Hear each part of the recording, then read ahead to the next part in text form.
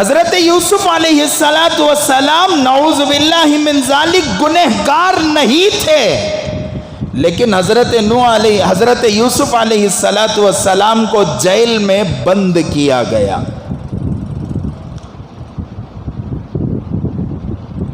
اور دیگر حضرات انبیاء علیہم السلام، حضرت ابراہیم علیہ السلام آگ میں ڈالا گیا. حضرت ابراہیم گنہگار نہیں تھے، لیکن آگ میں حضرت ابراہیم علیہ السلام کو ڈالا گیا. حضرات علماء کرام الگ الگ تعداد بیان کرتے ہیں کہ حضرت ابراہیم علیہ السلام 40 دن تک آگ میں رہے.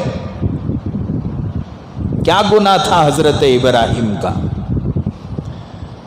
ہمیشہ آدمی یہ سوچتا ہے کہ ہمارے ساتھ کون جی کرتا، ہمارے ساتھ ہونے جاتا، اور ذرا آگے بڑھ کر فخریہ انداز میں لوگ میں کون معلوم ہے، میں شیواجی نگر کا ماں، بولتے نہیں بولتے؟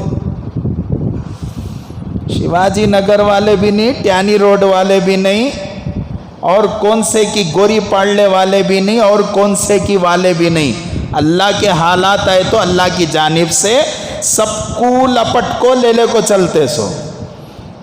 تو حالات دو قسم کے، حضرات انبیاء کے ساتھ رہے، یہاں تک کہ میرے اور آپ کے آقا تاجدار مدینہ احمد مجتبی محمد مصطفیٰ صلی اللہ علیہ وسلم، جن کے صدقے میں تمام انبیاء پیدا ہوئے، جن کے صدقے میں زمین و آسمان بنے، جن کے صدقے میں اللہ تبارک و تعالیٰ کا عرش بنا، اور اللہ تبارک و تعالیٰ نے زمین و آسمان کا ذرہ ذرہ بنایا، کہکشاؤں کو بنایا، چاند و سورج کو بنایا. اللہ کے رسول صلی اللہ علیہ وسلم کی وہ ذات ہے جس کے صدقے میں اللہ تبارک و تعالیٰ نے کائنات کے اس حصے کو بھی بنایا جو ہمیں نظر آتا ہے، کائنات کے اس حصے کو بھی بنایا جو ہمیں نظر نہیں آتا.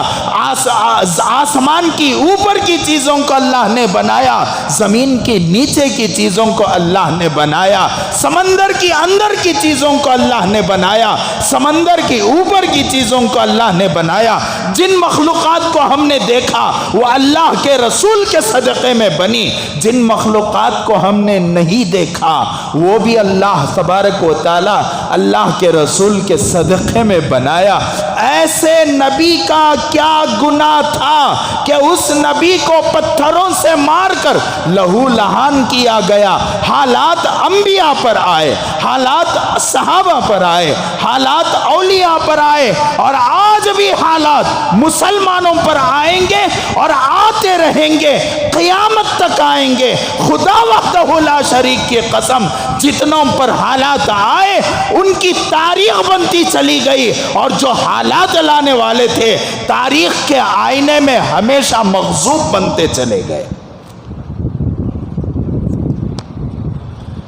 کیا سمجھ میں آئی بات؟ جن کے اوپر حالات آئے ان کی تاریخ بنتی چلی گئی، اور جن کے اوپر حالات جن کی وجہ سے حالات آ رہے تھے وہ دنیا کی تاریخ میں عبرت کا نشان بنتے چلے گئے.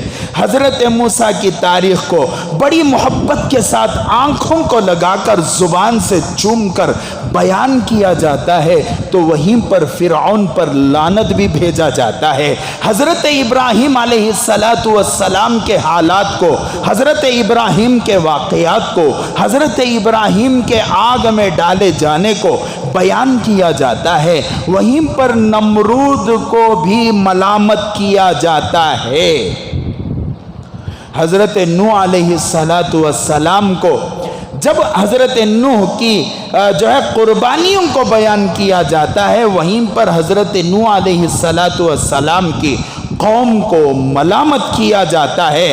اسی طریقے سے حضرت لوط علیہ السلام کی زندگی کو بیان کیا جاتا ہے، وہیں پر حضرت لوط علیہ السلام کی قوم کے گناہ کو ملامت کی نگاہ سے دیکھا جاتا ہے، وہیں پر حضرت جناب محمد رسول اللہ صلی اللہ علیہ وسلم کی زندگی کو آنکھوں سے لگا کر بیان کیا جاتا ہے تو وہیں پر ابو جہل کو ملامت کیا جاتا ہے، ابو لہب کو ملامت کیا جاتا ہے، عتبہ کو ملامت کیا جاتا ہے، شیبہ کو ملامت کیا جاتا ہے۔ مطلب یہی ہوا کہ جو انصاف پسند لوگ ہوتے ہیں، جو اونچے لوگ ہوتے ہیں، جو بہتر لوگ ہوتے ہیں، جو کامیاب لوگ ہوتے ہیں، جو پھلدار لوگ ہوتے ہیں، ان کے ساتھ ہمیشہ حالات جڑتے ہیں، ان کی تاریخ بنتی چلی جاتی ہے، اور جن کی وجہ سے حالات آتے ہیں ان کو لوگ عبرت کی نگاہ سے دیکھتے ہیں۔ بات سمجھ میں آ رہی ہے؟ تو حضرت انہی حالات میں سے حالات کس پر آئے؟ حضرت امام حسین رضی اللہ عنہ پر۔ جب بھی کربلا کے میدان کا نام آیا، ماشاء اللہ مخرران بھی کیا بولوں، ابھی حالات ختم نہیں ہوئے، بتاؤں گا میں، آخر میں آپ تک آؤں گا، آج کے حالات کو بھی آپ حضرات کے سامنے رکھوں گا، لیکن ڈرنا نہیں، خوف نہیں کھانا، کفر کے سامنے اڑنا ہے، ایک کلمے پر ہمیں اڑنا ہے۔ کسی جو آدمی جو مشرک ہوتا نا، مشرک ہمیشہ بزدل ہوتا ہے، ہمیشہ بزدل ہوتا ہے، چاہے وہ ٹرین میں گولیاں مارے، چاہے مسجد کے امام کو قتل کرے، لیکن سوروں کا جھنڈ آتا ہے، ایک مرتبہ میں کئے جھنڈ کے لوگ آ کر لوگوں پر، مسجدوں پر حملہ کرتے ہیں۔ میں گالی اس لیے دے رہا ہوں، دل جل رہا ہے کہ اللہ کے گھر پر حملہ ہوا ہے، داڑھی والوں پر حملہ ہوا ہے، نمازیوں پر حملہ ہوا ہے، مسلمانوں کا نام لینے کی وجہ سے حملہ ہوا ہے۔ کمینے کہیں کے ہمیشہ جھنڈ میں حملہ کرتے ہیں، ایک پر ایک کوئی نہیں آتا۔ آؤں گا میں حالات پر، لیکن سب سے پہلے میں بتاؤں کہ حضرت حسین رضی اللہ عنہ، اس زمانے میں حضرت حسین پر بھی حالات آئے، لیکن حضرت حسین کے واقعے کو اتنا توڑ کو مروڑ کو اور حضرت حسین کو اتنا مظلوم بتایا گیا، اتنا مظلوم بتایا گیا حضرت حسین کو۔ دنیا کے اندر سب سے زیادہ مظلوم دنیا کا کوئی آدمی ہے تو وہ کون ہے؟ حضرت حسین ہے۔ ان کے علاوہ اور کون بھی ظلم وتا ظلم کسی پر نہیں ہوا۔ آج کے مقررہ، آج کی تقریر کرنے والے لوگ حقیقت پر پردہ ڈال کر مجمع کو رلانے کے لیے طرح طرح کے واقعات بیان کرتے ہیں۔ اللہ معاف فرمائے، یہاں تک بولتے ہیں بعض تاریخ بیانوں سے میں نے سنا کہ حضرت حسین رضی اللہ عنہ کے قافلے میں جو عورتیں تھیں، اہل بیت کی عورتیں، رسول اللہ صلی اللہ علیہ وسلم کی نواسی حضرت زینب تھی اور دیگر جو ہے عورتیں حضرت حسین کے قافلے میں موجود تھیں۔ یہاں تک میں نے مقرروں کی زبانوں سے سنا کہ نعوذ باللہ من ذالک حضرت حسین کے انتقال کے بعد اپنے دوپٹوں کو اتار کر چاک کرنے لگی۔ کئی کو وہ مقرر بیان کرنے والا رہتا نا، پیشاور، پیسے لینے کے واسطے، ایک کربلا کے واقعے کو بیان کرنے کے واسطے کون سے طبی مقرر کو بلائے؟ اگر وہ پیشاور مقرر رہا، پیسوں کو بکنے والا مقرر رہا، ایسے جملے اور واقعہ ایسا توڑ مڑوڑ کر بیان کرے گا کہ سامنے والا رونا نہیں رویا تو اور رلانے کی کوشش کرتا، اور رلانے کی کوشش کرتا، اور رلانے کی کوشش کرتا، وہ رلانے کی کوشش میں پورے واقعے کو تتر وتر کر کو چھوڑ ڈالتا۔ سمجھ میں آئی بات؟ حضرت حسین رضی اللہ عنہ مظلوم نہیں تھے۔ اگر مظلومیت کا ذکر کرنا ہے، اتفاق تھا حضرت حسین کی شہادت کا۔ کون سے مہینے میں؟ محرم کے مہینے میں اتفاق تھا حضرت حسین کی شہادت کا۔ کون سے دن میں؟ یوم عاشورہ میں اتفاق پلان نہیں تھا. حضرت حسین رضی اللہ عنہ جنگ کے لیے نہیں نکلے تھے اور حضرت حسین رضی اللہ عنہ کی شہادت اچانک ہو گئی. لیکن اس کا تعلق پچھلی تاریخ سے ہے. میں نے گزشتہ جمعہ نہیں اس سے پہلے کے جمعہ میں کہا تھا کہ حضرت حسین کی شہادت کا تعلق حضور صلی اللہ علیہ وسلم کے نبوت کے بعد مدینہ منورہ جب آئے تھے وہاں سے ہے اس کا لنک. اور وہاں صرف حضرت حسین کی شہادت نہیں, صرف حضرت حسین کی ایسا گھور کو دیکھنی منجے کیا سمجھ میں آ رہا کر کو سمجھو, نہیں سمجھ میں آ رہا کر کو ذرا گردن تبھی ہلاؤں. حضرت سمجھ میں آ رہا کیا؟ حضرت حسین کی شہادت کا تعلق کہاں سے ہے؟ حضور صلی اللہ علیہ وسلم کی پیدائش اور آپ صلی اللہ علیہ وسلم کی ہجرت, وہاں سے حضرت حسین کی شہادت کا تعلق ہے. اور صرف حضرت حسین نہیں بلکہ حضرت عثمان غنی رضی اللہ عنہ اور ان سے پہلے حضرت عمر فاروق رضی اللہ عنہ, ان سے پہلے ان کے بعد حضرت علی رضی اللہ عنہ اور ان سے پہلے حضرت حمزہ, حضرت سمیہ, جتنے بھی حضرات صحابہ کی شہادت واقع ہوئی ان شہادتوں کا ایک کے بعد ایک دوسرے کے ساتھ لڑی جڑتی چلی جاتی ہے. لیکن آج خالی حضرت حسین کی شہادت کو اٹھا کر, میں یہ نہیں کہتا کہ حضرت حسین کی شہادت اسلام کا بہت بڑا ایسا زبردست واقعہ ہے جو آج تک مسلمانوں کے دلوں سے اس کا غم نہیں اتر سکا. لیکن غم کا مطلب یہ نہیں ہے کہ اپنے سینوں کو چاک کرو, روتے ہوئے بیٹھ جاؤ, اپنے سر کو پیٹو, اس کا مطلب یہ نہیں ہے. جہاں پر حضرت عثمان غنی کی شہادت وہاں پر حضرت حسین کی شہادت, جہاں پر ہم لوگوں کے دلوں کو حضرت عمر کی شہادت کا غم ہے وہیں پر حضرت حسین کی شہادت کا بھی غم ہے. لیکن ایک بات قرآن کی آیت کی روشنی میں آپ حضرات سے کہوں, لا تحسبن الذین قتلوا فی سبیل اللہ اموات, گمان نہ کرو مسلمانوں, گمان نہ کرو انسانوں, جو آدمی اللہ کے راستے میں شہید ہوتا ہے وہ مرتا نہیں ہے. تسلی ہوتی ہے, غم تو آتا ہے لیکن اس کے ساتھ اللہ تسلی دیتے ہیں کہ غم نہ کرو, پریشان نہ ہو. جو اللہ کے راستے میں شہید ہوتا ہے, جو ٹرین میں شہید ہوئے انشاءاللہ وہ زندہ ہیں. جو امام صاحب مسجد کے اندر کمرے میں امام کو جو ہے چاروں طرف سے گھیر کر 200 کمینوں کے جھنڈ نے قتل کیا, انشاءاللہ وہ شہید ہیں, وہ زندہ ہیں. یرزقون, اللہ تبارک و تعالیٰ نے آگے فرمایا یرزقون, ان تک رزق پہنچایا جاتا ہے. تو بہرحال میں آؤں گا اس شہادت پر بھی. بل احیاء, وہ کیا ہیں؟ وہ زندہ ہیں, وہ مردہ. حضرت حسین رضی اللہ عنہ بولو زندہ ہیں, حضرت عثمان غنی زندہ ہیں, حضرت عمر فاروق زندہ ہیں, حضرت علی زندہ ہیں, حضرت حسن زندہ ہیں, اور باقاعدہ حضرت حمزہ زندہ ہیں, حضرت سمیہ زندہ ہیں. جتنے بھی حضرات صحابہ شہید ہوئے اللہ کے راستے میں, قرآن کہتا ہے وہ زندہ ہیں. اور پھر آگے اللہ تبارک و تعالی فرماتے ہیں بل احیاء عند ربہم, وہ اپنے پروردگار کے پاس کیا ہے؟ زندہ ہیں.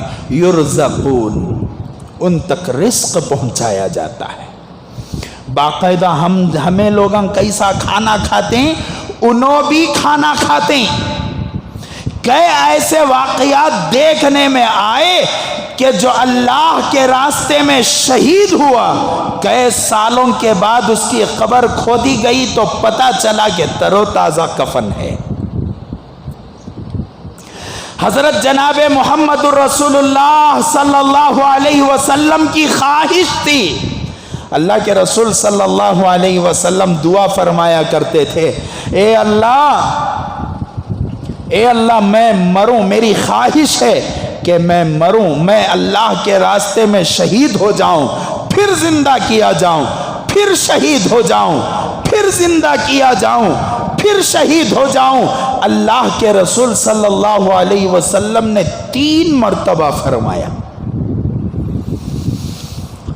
ہے بعض علماء فرماتے ہیں کہ جناب محمد رسول اللہ صلی اللہ علیہ وسلم کی وفات اصل میں شہادت ہے. کیسا؟ اللہ کے رسول صلی اللہ علیہ وسلم نے فرمایا بہت سارے شہید ہونے والوں کی شہادتوں کو حضور نے بیان فرمایا. مثال کے طور پر کوئی آدمی دیوار کے گرنے کی وجہ سے شہید ہوا، مرا ہو، وہ شہید ہے. وبائی امراض میں مبتلا ہو کر مرا ہو، وہ شہید ہے. جیسا کہ کرونا، ابھی 50-60 سال پہلے ایک بیماری آئی تھی، پلیگ، کیا اسے پلیگز بولتے سو، پلیگ، وہ منہ پر چکے آ کو مرتے تھے لوگاں. اس میں جو آدمی مرا ہے وہ شہید ہے. خوش ہو جاؤ جن کے گھر والے کرونا کے اس دور میں انتقال کر گئے ہیں. اللہ کی ذات سے یقین ہے، اللہ کے رسول کی حدیث کو سامنے رکھ کر بیان کر رہا ہوں کہ انشاءاللہ وہ کیا ہے؟ شہید. لوگ ہم بولنے تک ڈرتی، جھجکتی.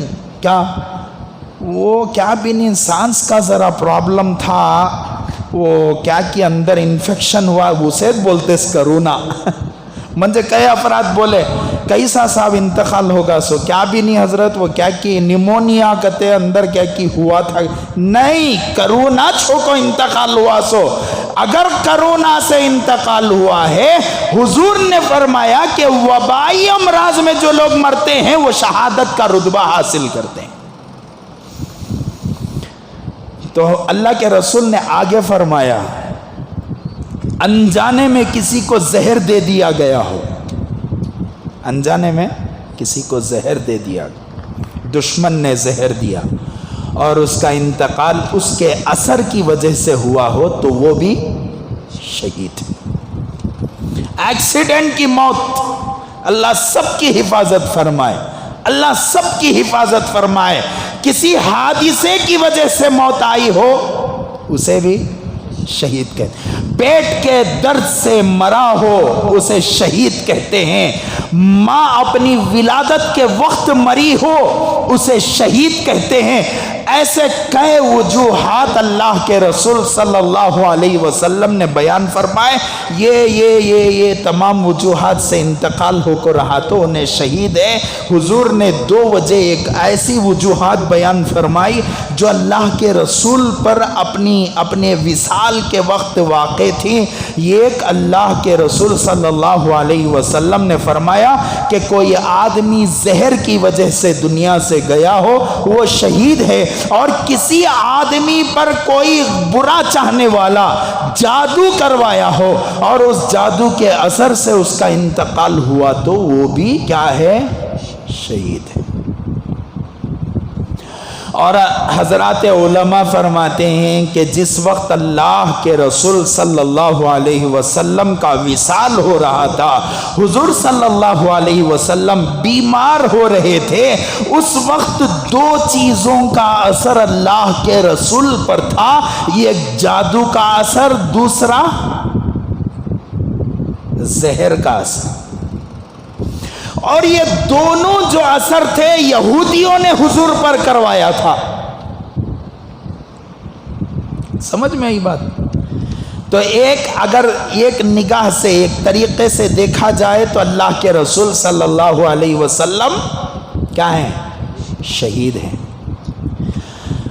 اچھا، تلوار سے بھی شہادت مل سکتی تھی حضور صلی اللہ علیہ وسلم کو، کیوں نہیں ملی؟ تو اس کی حکمتیں حضرات علماء بیان فرماتے ہیں. بڑے بڑے کافرین، بڑے بڑے اللہ والے اس کی حکمتوں کو بیان کرتے ہوئے عرض کرتے ہیں کہ اگر اللہ کے رسول شہید ہو جاتے کسی کافر کی تلوار سے، کسی منافق کی تلوار سے، کئی ایسے مراحل آئے، حضور کے سامنے کننگی تلوار پکڑ کو پوچھ رہا، کیا پوچھا؟ اے محمد کون بچانے والا؟ کیا بولے اللہ کے رسول؟ ارے ذرا بولو، کیا بولے؟ اللہ اللہ۔ آج بھی وہی اللہ ہے جو اللہ حضور کی حفاظت کر سکتا ہے، وہی خدا ہندوستان کے مسلمانوں کی بھی حفاظت کر کے دکھائے گا۔ ارے ذرا انشاءاللہ تو بولو۔ کسی کے ابا سے ڈرنے کی ضرورت نہیں، کسی کے باپ سے ڈرنے، ابا کا ایک بولوں باپ ہی بولیں گے، کون سے بھی انکل، موزی انکل، موٹو انکل سے ڈرنے کی ضرورت نہیں ہے۔ موت اللہ کے ہاتھ میں ہے، جلانے والا وہ، مارنے والا وہ، پیدا کرنے والا وہ، موت دینے والا وہ۔ کسی کی تلوار سے کون بھی مرتا نہیں۔ سونامی کے اس سونامی کی لپیٹ میں ہزاروں لوگ آئے، برابر 40 دن کے بعد ایک تیرتا ہوا بچہ کنارے پر آیا، وہ بھی گود کا بچہ، غالباً 40 دن تھے یا اس سے کم تھا، مجھے تو اس کی تعداد نہیں معلوم ہے، لیکن تعجب خیز ہے، تعجب کی بات ہے۔ کنارے پر آیا، سونامی کیسے کیسے طاقتوروں کو لے کر گیا، لیکن معصوم چھوٹا سا بچہ بلکتا ہوا ایک تختے پر لیٹا ہوا ہے، نہ ماں کا دودھ ہے، نہ ماں کی گرمی ہے۔ ہمارے بچوں کو ہم لوگ لپٹ کو کیا کی کر کو رکھے تو بھی بخار آ جاتی ہے، وہ بچہ پانی میں تیر لے کر ہے۔ کئی ہفتوں کے بعد وہ بچہ ملا اور باقاعدہ صحت مند ملا، اسے لے جا کر ہاسپٹل میں ایڈمٹ کیا گیا، کچھ چھوٹے موٹے علاج کے بعد بچہ بالکل تندرست ہو گیا۔ مارنے والا کون؟ اللہ۔ جلانے والا کون؟ اللہ۔ کسی کے شیطان کی تلوار سے یا ترشول سے ہمارا ایمان ہے کہ ہم نہیں مریں گے، سمجھ میں ہی بات، لیکن ڈٹ جائیں۔ انہوں نعرے مارنے بولے تو نہیں مارنا۔ حضرت حبیب بن زید کا واقعہ بیان کریا تھا میں، شاید وہ شروع کا میرا بھی نیا نیا دور تھا، آج پھر ایک مرتبہ بیان کر دوں۔ حضرت حبیب بن زید رضی اللہ عنہ کو حضور صلی اللہ علیہ وسلم مسلمہ کذاب کے پاس بھیجے، جھوٹے نبی کے پاس گئے۔ حضرت حبیب بن زید رضی اللہ عنہ جا کر اللہ کے رسول کا ہاتھ میں خط دیا۔ حضور صلی اللہ علیہ وسلم کا خط مسلمہ کذاب نے پڑھا اور وہیں پر کیا ہو گیا؟ آگ بگولا ہو گیا۔ بولیا کیا تم نبی کو، محمد کو نبی مانتے ہو؟ حضرت حبیب بن زید رضی اللہ عنہ نے فرمایا، ہاں میں محمد الرسول اللہ کو نبی مانتا ہوں۔ مجھے نبی مانتے ہو؟ کیا بولے تمہیں سنے نہیں آیا؟ کیا بولے حضرت حبیب بن زید؟ سنے نہیں آیا؟ کیا مجھے نبی مانتے ہو؟ کان نہیں سنائی دیتے؟ کیا تم رسول اللہ کو، محمد کو نبی مانتے ہو؟ ہاں میں نبی مانتا ہوں۔ مجھے نبی مانتے ہو؟ کان سنائی نہیں دیتے؟ کہا ظالموں سے، اپنے حواریین سے اس کا ہاتھ کاٹو۔ چاہتے تو بچ کر نکل سکتے تھے، لیکن حضرت حبیب بن زید نے اللہ اور رسول کے خاطر اپنے ٹکڑے کروانے کو پسند کیا، لیکن کفریہ جملے بولنا حضرت حبیب بن زید رضی اللہ عنہ کو منظور نہیں تھا۔ ہاتھ کاٹو۔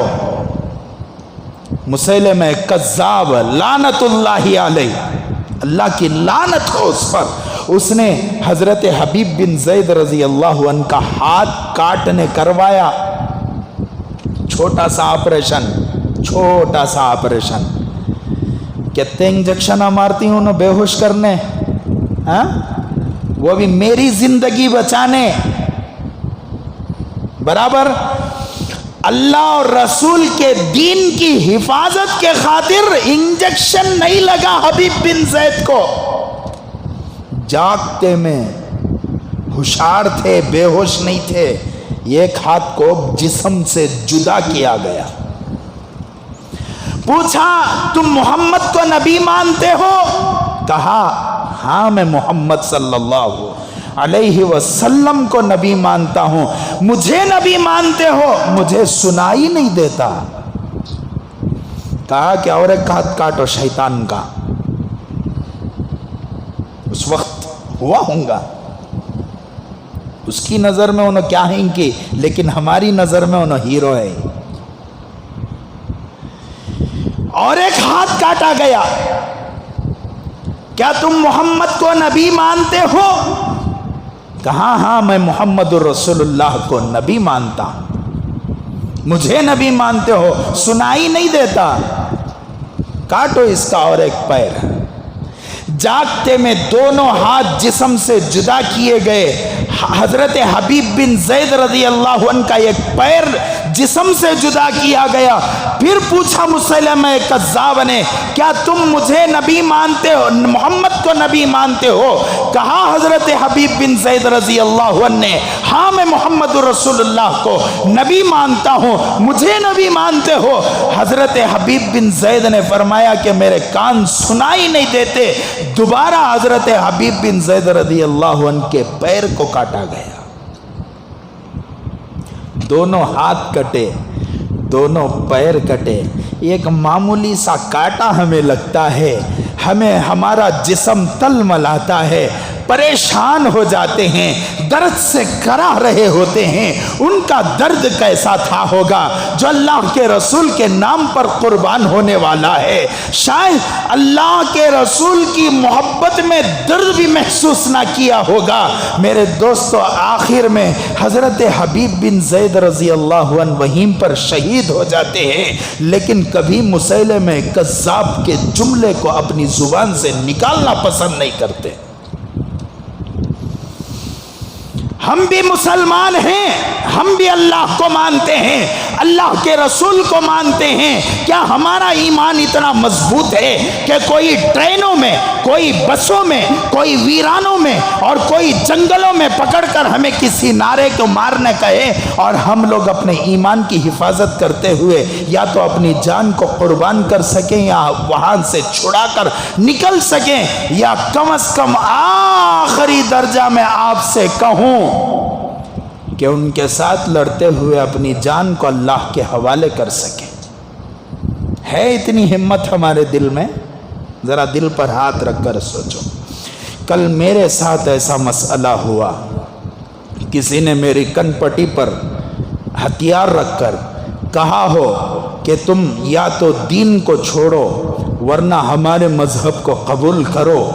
تو کیا ہمارے اندر اتنا ایمان ہے کہ اپنے دین کی حفاظت کر کر اپنی جان کو ہم قربان کر سکتے ہیں؟ ذرا سوچو، دل پر ہاتھ رکھ کر اکیلے میں بیٹھ کر سوچو. ارے میرا ایمان مجھے مسجد تک نہیں لا رہا ہے. اتنا تو کہوں گا مجھے رسول اللہ صلی اللہ علیہ وسلم کی امت پر یقین ہے، اس لیے کہ رسول اللہ کی امت ہے نا. رسول اللہ صلی اللہ علیہ وسلم کی امت گنہگار تو ہو سکتی ہے لیکن غدار ہو نہیں سکتی. میرے پیارے نوجوانوں، دل پر ہاتھ رکھ کر سوچو. تمہارا بڑھاپا جب آئے گا، جب تک تمہارا بڑھاپا آئے گا اس وقت تک حالات بہت بگڑ چکے ہوں گے. خالی شہادت کے مرتبے سن کر، حضرت حسین کی شہادت کو سن کر خوش ہو کو ناچنا سو نہیں.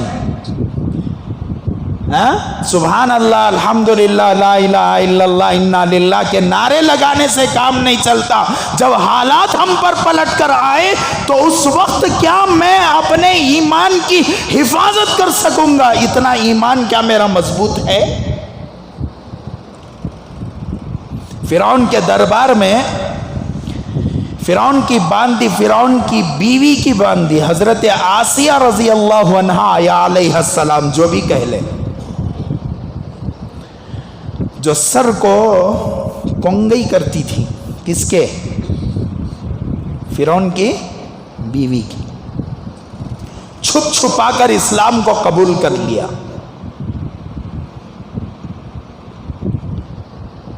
मालूम हो गया फिरौन को कि फलां नाम भी ज़हन में है, जुबान पर नहीं आ रहा है, नहीं दूसरा है नाम। तो बहरहाल जो भी नाम है, अल्लाह उनके सदक़े में हमारी मग़फ़िरत फरमाए।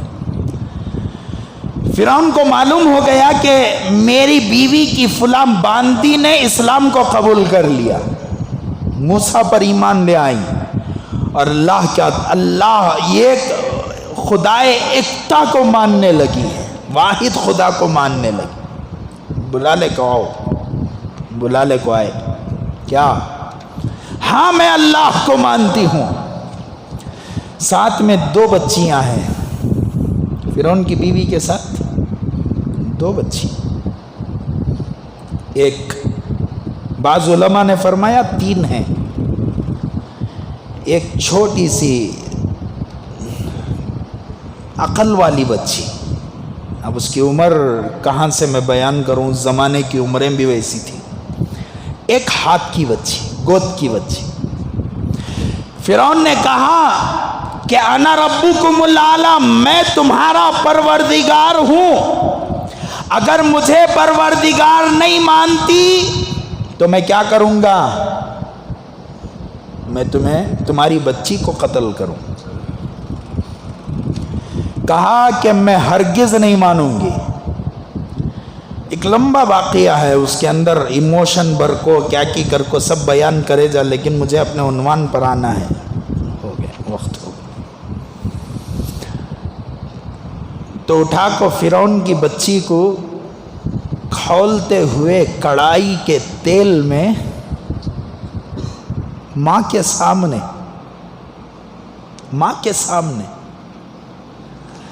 बच्ची को काटा चुभता है, बच्चे को काटा चुभता है, माँ का हाल क्या होगा सोच सकते हैं आप लोग। फिरौन के सामने उठाकर उस बच्ची को उबलती हुई कढ़ाई में डाला, पड़ते ही एक ही लम्हे में हड्ड और गोश्त जुदा हो गया। उलमा ने फरमाया कि अल्लाह तबारक व ताला ने फिरौन की उस बांदी को, जिसने इस्लाम को कबूल किया था, अल्लाह ने उसे रूहानी आंखों में रोशनी नसीब फरमाई। उसने देखा कि खौलती हुई कढ़ाई से बेटी की रूह बाहर निकल रही है। अम्मा से बेटी ने कहा, अम्मा परेशान होने की ज़रूरत नहीं है, जन्नत में मुलाकात होगी। हाय हाय, क्या कुर्बानी है, हमारी भी कुर्बानी है। बकरे घसीट को, ऊँटा घसीट को, दिखा दिखा को कुर्बानी। मैं ये कई को बता रहा हूँ, दरमियान में आए दिन मुसलमानों पर हालात, आए दिन मुसलमानों पर हालात। क्या तभी एक हालत, NRC के नाम पर हालात, ताद्दुद अज़वाज के नाम पर हालात। बाबरी मस्जिद एक सुक्का झिंगा लगा को थे ऊपर, यहाँ सुक्का झिंगा, जुई कर को उधर से मक्खियाँ गुजरते, जुई कर को इधर से मक्खियाँ गुजरते। बहरहाल मुसलमानों ने दिल पर पत्थर रखकर कुर्बानी दी बाबरी मस्जिद की, लेकिन दस्तबरदार हम लोग बाबरी मस्जिद से नहीं होंगे, क़यामत तक वो अल्लाह का घर मस्जिद ही रहेगा। बहरहाल हम अल्लाह के हवाले उस मामले को करते हैं। इन्होंने अपनी ताकत के बलबूते पर बाबरी मस्जिद को छीना है, फिर भी मुसलमानों ने अमन के खातिर दिल पर पत्थर रखकर कुर्बानी दी है। बाबरी मस्जिद के हवाले से कई नारों का ईजाद हुआ, कई मुसलमानों को मारा गया, कई मुसलमानों के खिलाफ साजिशें हुई। मेरे दोस्तों, यहाँ तक के आए दिन मुसलमानों के ऊपर तरह तरह के हालात आए। मुसलमानों के बाज बड़े लीडरों ने कहा कि साहब छोड़ दीजिए बाबरी मस्जिद को, वो एक बाबरी मस्जिद गई तो अमन आ जाएगा। बाबरी मस्जिद को छोड़ दिया गया, अमन आने का नाम नहीं है। हमारे मुल्क में अमन आने का नाम नहीं है। अभी 15 अगस्त हमारे करीब में आ रहा है।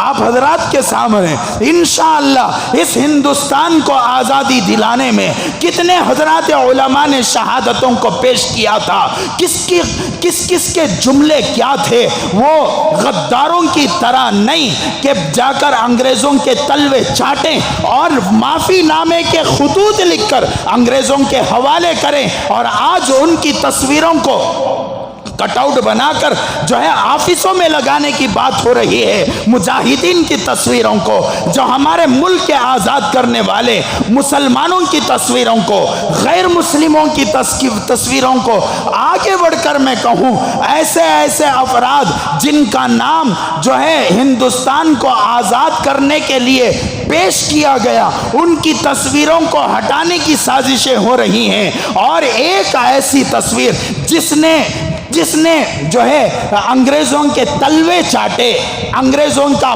पाखाना खाया और अंग्रेज़ों के सामने घुटने टेके और यहाँ तक उसने कहा कि मैं अंग्रेज़ों की ग़ुलामी को पसंद करता हूँ। जिस मुल्क में मुसलमानों को, आदिवासियों को, जिस मुल्क में दलितों को इज्जत मिलती हो, वहाँ पर मैं अंग्रेज़ों की ग़ुलामी को पसंद करूँगा। ऐसी आज़ादी से ऐसे जुमले बयान करने वालों की तस्वीर को कटआउट बनाकर ऑफिसों में और दफ्तरों में, बड़ी बड़ी डिपार्टमेंटों में लगाने की बात हो रही है। उसकी भी हकीकत को खोलूंगा। वो कौन था, वो कैसा था, वो कितना बड़ा गद्दार था। हमारे मुल्क में उसके नाम पर वीर लगाया जाता है, वीर बहादुर को कहते हैं। अंग्रेज के तलवे चाटने वाले को वीर नहीं कहते। वीर तो अंबेडकर का कहो, वो वीर था। उन वीर तो जो है वो जो मुल्क की आज़ादी में चाहे मुसलमान हो चाहे गैर मुस्लिम हो, अंग्रेज़ों के आंखों में आंखें डालकर बात करने वालों को वीर कहा जाता है। हज़रत टीपू शहीद रहमतुल्लाह अलैह वीर थे। हज़रत हमारे हुसैन अहमद मदनी रहमतुल्लाह अलैह वीर थे। हज़रत कासिम नानोती रहमतुल्लाह अलैह वीर थे। हज़रत रशीद अहमद गंगोही रहमतुल्लाह अलैह वीर थे। इन लोगों ने कभी अंग्रेज़ों से वो क्या बोलते उसे, माफ़ी नामे नहीं लिखे, माफ़ी के खुतूत नहीं लिखे। आज मुसलमानों को तरह तरह से परेशान किया जाता है। दाढ़ी रखकर चलना मुश्किल हो चुका, टोपी पहनकर चलना मुश्किल हो चुका। अपना नाम बताने के लिए मुसलमान अब फिल वक्त डर रहा है। ऐसे हालात बनाए जा रहे हैं। सियासी फसाद है। गुज़िश्ता मर्तबा के इलेक्शनों से पहले पुलवामा का हमला हुआ। अभी भी 2024 में जो इलेक्शन आ रहा है उसकी तैयारियां जोरों शोर से हो रही हैं। बड़े बड़े एक्सपर्टों ने ये बताया है कि आगे चलकर ऐसे हमले होने वाले हैं। मैं मुसलमानों से गुजारिश करता हूँ, बहादुरी की ज़िंदगी गुजारना, शेर जैसी ज़िंदगी गुजारना, किसी मैं के लाल से, किसी गीदड़ से, किसी मुशरिक से, किसी बुत परस्त से हरगिज़ ना डरना। अल्लाह के लिए ज़िंदगी गुजारना। अपनी नमाज़ों पर मजबूत रहो, अपने ईमान पर मजबूत रहो, रसूलुल्लाह की सुन्नतों पर मजबूत रहो, अपने दीन पर मजबूत रहो। जो आज آدمی حضور کے دین پر مضبوط رہے گا، سنتوں پر مضبوط رہے گا، نمازوں پر مضبوط رہے گا، اپنے کلچر پر مضبوط رہے گا، اپنی داڑھیوں پر مضبوط رہے گا، اپنے لباس پر مضبوط رہے گا، اس کے ساتھ اللہ کی مدد آئے گی۔ جو آدمی اسلام کے ساتھ کمپرومائز کرنے کی کوشش کرے گا، اللہ تبارک و تعالیٰ اس کے ساتھ اپنی مدد کو شامل حال نہیں کریں گے۔ آپ نے دیکھا ہوگا ٹی وی ڈیبیٹوں میں بعض منافق قسم کے مسلمان، جس کا نام رضوان ہوگا، جس کا نام وسیم ہوگا، لیکن اللہ نے ایسی ذلت عطا فرمائی، ایسی ذلت عطا فرمائی، جنہوں نے قرآن کو توڑ مڑوڑ کر پیش کیا، جنہوں نے حدیثوں کو توڑ مڑوڑ کر پیش کیا۔ ان کی طرح نہ ہونا، ہمیشہ اپنے ایمان کی حفاظت، اپنے بچوں کے ایمان کی حفاظت کے خاطر اپنی زندگی گزارنا۔ اللہ کی مدد ضرور آئے گی، اللہ کی مدد ضرور آئے گی، آئے گی، اللہ کی مدد ضرور آئے گی۔ کوئی ہمارا بال باکا نہیں کر سکتا۔ ہماری قوم وہ قوم ہے جس کا سورج کبھی ڈوب نہیں سکتا تھا، اس کی آنکھوں میں آنکھیں ڈال کر مسلمانوں نے اس ملک کو فتح کیا ہے۔ یہ تو ابھی کل صبح میں پیدا ہوئے لوگ ہیں، یہ تو کالے انگریز کی اولاد ہے جن کا سورج ابھی تک اٹھاچ نہیں، ڈوبتا سوکان سے۔ ان لوگوں کو دیکھ کر ہمیں ڈرنے کی ضرورت نہیں ہے۔ انشاءاللہ گزشتہ جمعہ بھی میں نے کہا، ہر جمعہ آپ حضرات سے گزارش کرتا ہوں کہ اپنے چہروں کو رسول اللہ کے چہرے کی طرح سجاؤ، اپنے لباس کو رسول اللہ کے لباس کی طرح سجاؤ، اپنے سروں کو رسول اللہ کے سر کی طرح سجاؤ، اپنے دسترخوان کو رسول اللہ کے دسترخوان کی طرح بناؤ۔ اگلے جمعہ انشاءاللہ 15 اگست اور ہمارے ملک کی تاریخ پیش کروں گا۔ اس کے بعد سے ارادہ ہے کہ میں اللہ کے رسول صلی اللہ علیہ وسلم کی سنتوں کو بیان کروں کہ اللہ کے رسول کو کھانے میں کیا پسند تھا، پہننے میں کیا پسند تھا، حضور کو فروٹ کون سا پسند تھا، حضور کو ترکاریوں میں کون سی ترکاری پسند تھی، اللہ کے رسول صلی اللہ علیہ وسلم کا لباس کیسا ہوتا تھا، حضور صلی اللہ علیہ وسلم اپنے سر پر پگڑی کیسا باندھتے تھے، تیل کیسا لگاتے تھے، اللہ کے رسول کی جنگیں کیسی تھی، اللہ کے رسول کا سفر کیسا تھا، حضر کیسا تھا، حضور کے کھانے کا طریقہ کیا تھا، پیشاب پاخانہ بیت الخلا جانے کا طریقہ کیا تھا، حضور کے ہاتھ پاؤں پیر، حضور کے رٹھے، حضور کی آنکھیں، حضور کے بھوں، حضور کی یہ جو لب ہیں وہ کیسے تھے، حضور کا سینہ کیسا تھا، شولڈر کیسا تھا، حضور کے ران کیسے تھے، چلتے تو کیسے چلتے، بیٹھتے تو کیسے بیٹھتے، کھڑے ہوتے تو کیسے کھڑے ہوتے، اور سفر میں جاتے تو کیسے سفر میں جاتے، مالدار آتا تو کیسے بات کرتے، غریب آتا تو کیسے۔ یہ ساری چیزیں اللہ حضرات صحابہ کی قبروں کو نور سے منور فرمائے، تمام چیزوں کو حضرات صحابہ نے قید کر کے رکھا ہے۔ انشاءاللہ میں آپ حضرات کے سامنے اگلا جمعہ نہیں، اس کے بعد کے جمعہ سے عرض کروں گا۔ اللہ تعالیٰ سے دعا ہے کہ اللہ تعالیٰ ہم سب کو ان باتوں پر عمل کی توفیق نصیب فرمائے۔ اللہ تبارک و تعالیٰ ہمیں بہادر بنائے، اللہ کسی کفر کے سامنے جھکنے سے یا شریعت کے ساتھ کمپرومائز کرنے سے اللہ ہماری حفاظت فرمائے۔ آمین۔ وآخر الدعوانا ان الحمد للہ رب العالمین۔